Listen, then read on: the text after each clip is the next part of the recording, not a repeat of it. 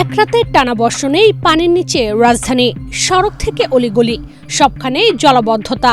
সেই ভোগান্তি কাটার আগেই নতুন করে উদ্বেগ বাড়িয়েছে আবহাওয়া অধিদপ্তর। কারণ বৃষ্টি কমার বদলে আগামী কয়েকদিন আরও ভারী থেকে অতি ভারী বর্ষণের আশঙ্কা করা হচ্ছে। বসুন্ধরা ডায়াপেন্ট এখন আরও উন্নত। এই hot air through top sheet দ্রুত শোষণ করে সোনামণিকে দেয় কোমল অনুভূতি। আবহাওয়া অধিদপ্তর জানিয়েছে, ভারতের মধ্য উত্তরপ্রদেশ ও আশেপাশের এলাকায় থাকা লঘুচাপটি দুর্বল হয়ে মৌসুমী অক্ষের সঙ্গে মিলিত হয়েছে। এর ফলে বাংলাদেশের ওপর মৌসুমী বায়ু এখন সক্রিয় রয়েছে এবং উত্তর বঙ্গোপসাগরে বিরাজ করছে মাঝারি অবস্থায়।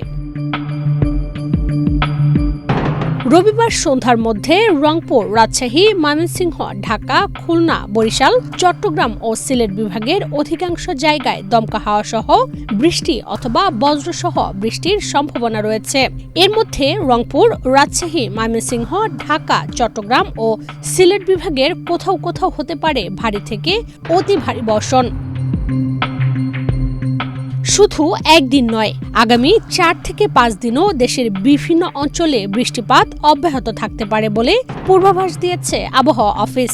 বিশেষ করে রংপুর, ময়মনসিংহ, চট্টগ্রাম ও সিলেট বিভাগে ভারী বৃষ্টির সম্ভাবনা বেশি। 14 ও 15 জুলাই দেশের বিভিন্ন স্থানে মাঝারি থেকে অতি ভারী বর্ষণ হতে পারে।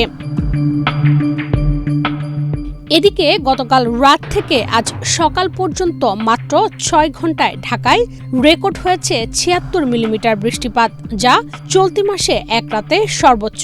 অন্যদিকে সর্বশেষ 24 ঘন্টায় বৃষ্টিপাত হয়েছে 97 মিলিমিটার। টানা বর্ষণে রাজধানীর বহু সড়ক, অলিগলি ও নিচু এলাকা পানিতে তলিয়ে গেছে। কোথাও হাঁটু পানি, আবার কোথাও কোমর সমান পানি। জলাবদ্ধতায় ঘন্টার পর ঘন্টা আটকে থাকেন অফিসগামী মানুষ, শিক্ষার্থী ও সাধারণ যাত্রীরা।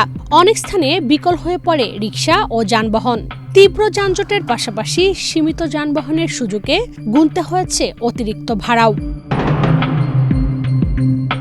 বর্ষার বৃষ্টি একসময় স্বস্তির বার্তা নিয়ে এলেও অপরিকল্পিত নগর ব্যবস্থাপনা আর দীর্ঘস্থায়ী জলাবদ্ধতায় সেই বৃষ্টি এখন রাজধানীবাসীর জন্য ভোগান্তির আরেক নাম। আর এরই মধ্যে আগামী কয়েকদিন অতি ভারী বৃষ্টির পূর্বাভাস নগরবাসীর উদ্বেগ আরও বাড়িয়ে দিয়েছে। ইশরাত চৈতি, বাংলাদেশ প্রতিদিন।